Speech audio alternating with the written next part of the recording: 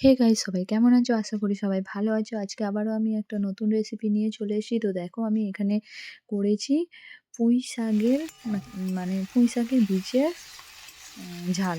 মানে এটাকে যেটা বলা হয় সেটা হচ্ছে পই মেটুরির ঝাল। তো আমি এখানে পুঁই শাকের সেই বীজগুলো সেই কুচি কুচি করে কেটে নিয়েছিলাম। আলু ভাজার মতন কেটে নিয়েছিলাম। তো এখানে প্রথমে সর্ষে তেল দিয়েছিলাম। সর্ষে তেলে আমি ওই আলু ভাজা আর পুঁই শাকের বীজগুলো দুটোই দিয়ে দিয়েছিলাম। ওর মধ্যে সামান্য পরিমাণে হলুদ গুঁড়া আর লবণ দিয়ে আমি এখন ভাজছি। আর কাঁচা লঙ্কা দুফালা করে দিয়েছিলাম। তো আমি এটা ভালোভাবে ভেজে নিয়েছি। এবার পরিমাণ মতো নুন দিয়েছি।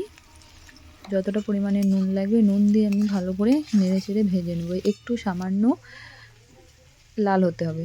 তো আমি এখানে দেখো বন্ধুরা সর্ষে বাটা নিয়ে নিয়েছি। সামান্য পরিমাণে যতটা লাগবে, বেশি দেবো না। সামান্য পরিমাণে সর্ষে বাটা আমার বাটা ছিল যেহেতু, সেই জন্যে সর্ষে বাটা একটা বাটিতে নিয়ে নিয়েছি। তো এখানে আমি জল দিলাম, যেহেতু সর্ষের খোসাগুলো যেন জলের নিচে পড়ে থাকে। তো সর্ষের জলগুলো আমি দিয়ে দিচ্ছি। তো সব সর্ষেগুলো যায়নি বলে আর একটু সামান্য পরিমাণে জল দিয়ে আমি সর্ষের জলগুলো নিয়ে নিচ্ছি। তো সর্ষের জলগুলো আমার দেওয়া হয়ে গেছে। তো ভালোভাবে নাড়াচাড়া করে আমি চারিদিকে মিশিয়ে নেব। ভালোভাবে দেখো চারিদিকে আমি মিশিয়ে দিয়ে দিয়েছি।